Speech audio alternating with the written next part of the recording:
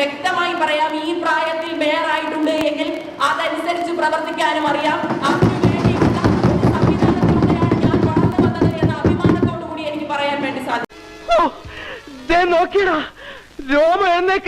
ഇവളാള് കൊള്ളാമല്ലോ. ഏതായി കുട്ടി? എന്നെ മനസ്സിലായില്ലേ? ഇല്ല, വാഗമൺ മേരി, കുട്ടിക്കാനം കൊച്ചമണി, മുണ്ടക്കയം മത്സല, ഒത്തിരി പേരുണ്ടല്ലോ. ഞാനേ ഇന്ത്യയിലെ ഏറ്റവും പ്രായം കുറഞ്ഞ mayor Shri Arya Rajendran. 21-year-old Arya Rajendran is all set to be India's youngest mayor from Kerala.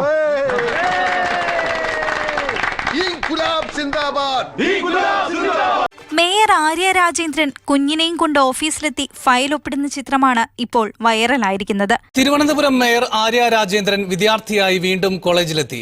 ഇപ്പൊ നിന്നെ കണ്ടിട്ടുണ്ടല്ലോ, ഏതോ വീരനായകനെ കാണുന്ന ഒരു പ്രതീതിയാണ്.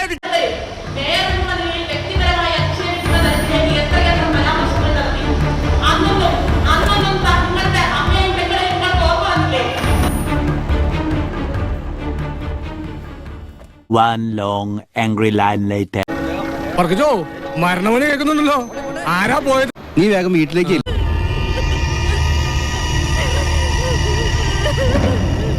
ടി.സി ഡ്രൈവർ മേയർ തർക്കത്തിൽ പുതിയൊരു അപ്ഡേറ്റ് വരുന്നുണ്ട്. ആ വാർത്തയിലേക്ക് കൂടി പോവുകയാണ്. ഈ തർക്കത്തിൽ മേയർക്കും MLA-ക്കുമെതിരെ വീണ്ടും കേസായി.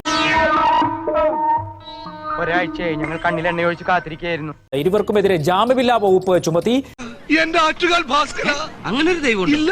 ഇത്തരം സന്ദർഭങ്ങളിൽ ഇല്ലാത്ത ദൈവത്തെ വരെ വിളിച്ചു പോകും. ഡ്രൈവർ യദുവിന്റെ ഹർജിയിൽ കോടതി ഇന്ന് നിർദ്ദേശം നൽകിയിരുന്നു കേസെടുക്കാൻ. ഇതേതാണ്ട് എലിക്കണിയിൽ സുനവെട്ടതുപോലെ സുനവെട്ട എടുക്കാനും പറ്റില്ല, കെണി ചുമന്നുകൊണ്ട് നടക്കുകയും ചെയ്യണം. ചുമക്കാതെ പറ്റില്ലല്ലോ. അല്ല, ബസ്സിന് കുറുകെയല്ല കാർ കിടക്കുന്നത്.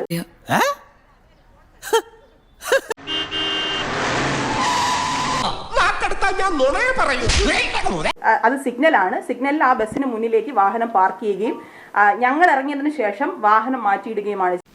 നിന്നെ സമ്മതിക്കണം. നിന്റെ വായിൽ എങ്ങനെയാടാ ഇത്രയും പെട്ടെന്ന് ഇത്രയും വലിയ നുണകൾ വരുന്നേ? അവക്ക് തോന്നിയതൊക്കെ പറയാൻ പ്രവർത്തിക്കാം, ചോദിക്കാനാണല്ലേ എന്ന് വെച്ച് നെടുവുകാട് ഞങ്ങൾ വെച്ച് ഉറപ്പിക്കല. സ്ത്രീയെ സംബന്ധിച്ച് ഇതൊരു പ്രശ്നം തന്നെയാണ്. ഇനിയിപ്പോ കരഞ്ഞാ മതിയല്ലോ, നാണമില്ലാത്തവൻ. ആ പ്രശ്നത്തിൽ മേയർ ആര്യ രാജേന്ദ്രൻ മാത്രമല്ല, അതിനപ്പുറം എന്റെ സഹോദരൻ, എന്റെ സഹോദരന്റെ ഭാര്യ, മറ്റൊരു സഹോദരൻ, എന്റെ ഭർത്താവ് അടങ്ങുന്ന എന്റെ കുടുംബമുണ്ട്.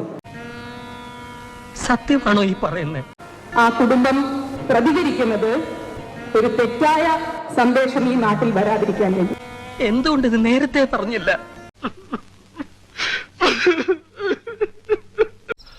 എന്തൊക്കെ മേളായിരുന്നു, എനിക്ക് അപ്പോഴേ തോന്നി ടമാർ പടാർ എല്ലാം കത്തിച്ചാമ്പലാവുമെന്ന്.